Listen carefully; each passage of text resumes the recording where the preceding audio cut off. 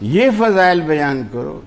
رسول اکرم صلی اللہ علیہ وسلم خیبر میں ہیں،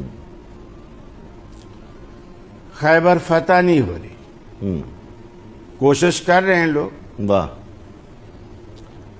ایک وقت آیا آپ نے فرمایا اچھا اب رک جاؤ، اب یہ کام ہم کل کریں گے، اور کل میں اسلام کا پرچم اس شخص کے ہاتھ میں دوں گا اللہ تعالیٰ جس سے محبت کرتا ہے، واہ واہ، اور وہ اللہ اور اس کے رسول سے وہ بھی محبت کرتا ہے، اور اللہ اس کے ہاتھ پہ فتح دے گا۔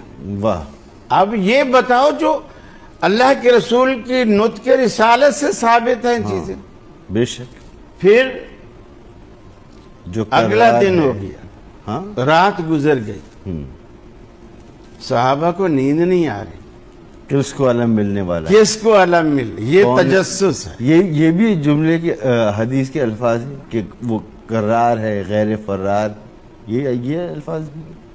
بہرحال یہ تجسس تھا کہ ہر شخص کے دل میں یہ تمنا تھی کہ یہ مجھے ملے، واہ، کیونکہ اللہ کے رسول نے ملنے کی جو فضیلت بتائی نا کہ اللہ اس کو پسند کرتا ہے، وہ اللہ اور اس کے رسول کو پسند کرتا ہے، اور اللہ اس کے ہاتھ پہ فتح دے گا، واہ، یہ بہت بڑے اعزاز کی بات۔ بے شک، اور اس اعزاز کو نبی کا ہر پروانہ اسے حاصل کرنا چاہتا۔ واہ، صبح لوگ سارے جمع ہو گئے،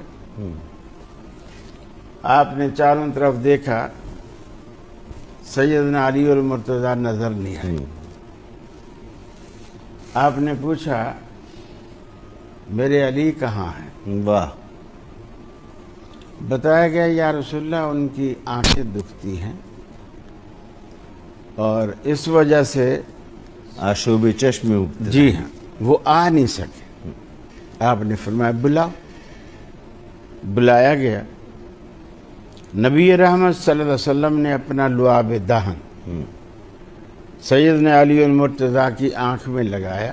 واہ واہ، حضرت علی المرتضیٰ کہتے ہیں کہ میری آنکھیں ایسے ہو گئیں جیسے مجھے کبھی تکلیف تھی ہی نہیں۔ واہ، ایک ہوتا ہے نا دوا لگاؤ تو شام تک کل تک دھیرے دھیرے آرام آئے تو گا، اعجاز رسول ہے۔ واہ، بالکل وہ لگی اور بیماری کافو۔ واہ واہ، آپ نے جھنڈا تھمایا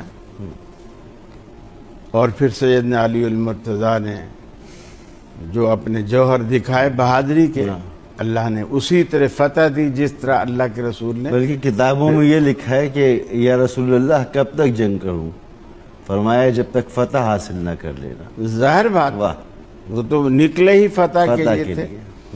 پھر وہ جو وہاں کا یہودی بڑا سردار تھا، پہلوان تھا، مرحب، اس کو بھی للکارا، اور حالانکہ وہ لوہے کا خود اور پتہ نہیں کیا کچھ اوڑھ کے پہن کے آیا کھڑا تھا، تو سیدنا علی المرتضیٰ نے تلوار ہاتھ میں لی، اس کے لوہے کے خود سمیت اس کو 2 لخت کر کر دیا۔